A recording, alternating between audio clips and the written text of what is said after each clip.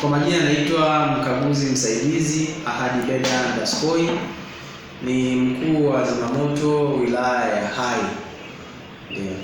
Ndio. Pengine mkuu wa zimamoto, kuna majanga mbalimbali ambayo huwa yanajitokeza majumbani hasa kwa matumizi ya nishati na kadhalika. Pengine hapo unazungumziaje? Ni kweli kabisa, kiangalia kwa matukio ambayo tumekuwa tunahudhuria kwa ajili ya hizi ajali za moto, kwa asilimia kubwa zinatokea kwenye nyumba za makazi. Sasa na ajali hizi vyanzo vinakuwa vya aina tofauti tofauti.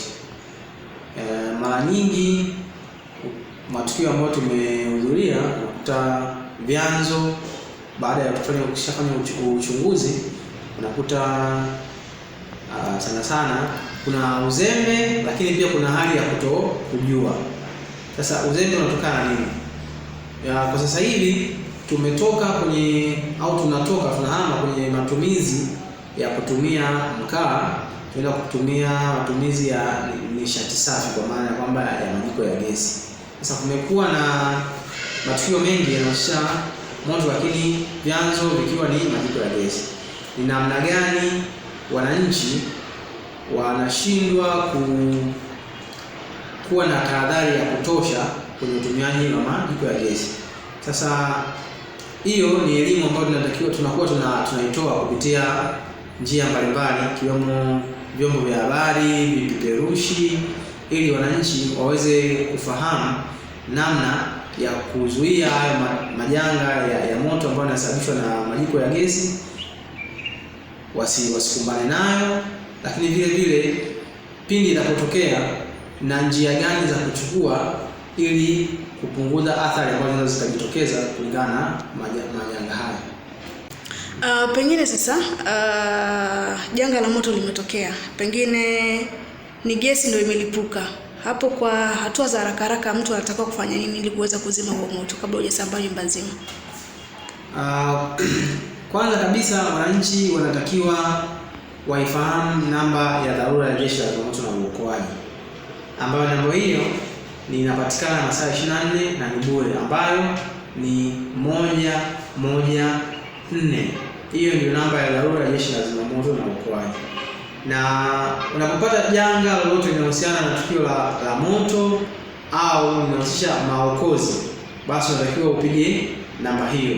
Lakini kwa kesi hasa kwamba zimetokea tatizo la moto, unafanya njia gani ili kukabiliana na hilo tatizo? La kwanza kabisa, wakati tukio limetokea, kuna jitihada binafsi mtu za kuokoa mali zake, lakini wakati unaendelea na jitihada hizo, unatakiwa upige namba hiyo ya dharura kwa msaada, kwa sababu sisi ndio wataalamu kwa ajili ya kukabiliana na majanga hayo ya moto. Watu au wananchi wanapaswa kuwa na vifaa vya dharura, kwa maana ya kwamba fire extinguisher. Kumekuwa na changamoto kwa wananchi wengi wakidhania kwamba vifaa hivi ni mahususi tu kwa ajili ya sehemu fulani, kwa maana ya maofisi au mashuleni, lakini vifaa hivi wanapaswa wawe navyo mpaka majumbani kwao. Pindi inapotokea dharura ya moto, basi waweze kukabiliana na hiyo changamoto ambayo imetokea. Ni kitu cha namna gani hicho? Napozungumzia fire extinguisher, ni vizimia moto vya awali, yaani vizimia moto. Sasa hivi vizimia moto viko ni kifaa maalum ambacho kimetengenezwa mahususi kwa ajili ya kuzimia moto. Sasa vifaa hivi viko vya aina tofauti tofauti ambavyo vinaweza kuzima madaraja ya moto tofauti tofauti, kwa maana kwamba tuna mioto ya aina nyingi, kwa maana tunawezekana kama ni moto wa gesi, moto wa mafuta, moto wa vitu, kwa maana kwamba tunaita solid material, yani moto unaosababishwa na vitu vyenye asili kama mimea, karatasi, mbao, nguo na kadhalika. Kwa sasa hivi vizimia moto vimetengenezwa mahususi kuzimia moto ya madaraja tofauti tofauti. Sasa tumekuwa tukitoa elimu hii na kuwaonyesha wananchi vizimia moto hivyo ni vya aina gani, kwamba hiki kinaweza kuzima moto wa daraja hili na hiki kinaweza kuzima moto wa daraja hili. ni elimu ambayo ni endelevu, tunaendelea kuitoa ili wananchi waweze kufahamu na kwamba watambue vifaa hivi sio kwa ajili tu ya maofisini na kufanya kazi au mashuleni kwa watoto walipo, lakini hata majumbani, kwa sababu matukio mengi ya mioto yanahusisha kwenye nyumba za makazi. Pengine sasa katika jitihada zako pengine za kutoa elimu, huwa unatumia njia gani kutoa elimu kwa wananchi? Njia za kutoa elimu, tuna njia mbalimbali kupitia mitandao ya kijamii, ambapo kwa mitandao ya kijamii tunapitia pia kwenye vituo vya redio, lakini pia vipeperushi, lakini kuenda kwenye maeneo moja kwa moja, kwa maana tunatembelea kwenye masoko, kwenye mashule, kwenye taasisi, ili kuhakikisha tunawafikia watu wengi kwa upana. Wiki moja basi tuna redio yetu ambayo iko hapa wilayani, kwa tunapata vipindi kwa ajili ya kutoa hiyo elimu. Pengine sasa mwitikio uko vipi kwa wananchi, na mnapata pengine taarifa za namna gani katika majanga haya ya moto? Bado tuna changamoto ambayo tunaendelea kukabiliana nayo, lakini tunaendelea kutoa elimu kwa kiwango kikubwa kwa wananchi, kwa sababu wananchi wengi bado hawaifahamu namba ya dharura kwa maana kwamba ya zimamoto ambayo ni 114.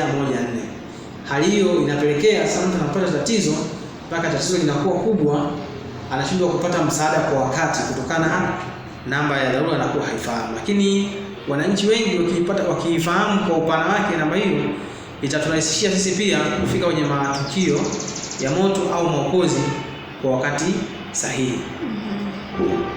Okay, lakini pia tunasikia kesi mbalimbali haswa zikisemekana kwamba zimamoto huwa wanachelewa sana kufika eneo la tukio.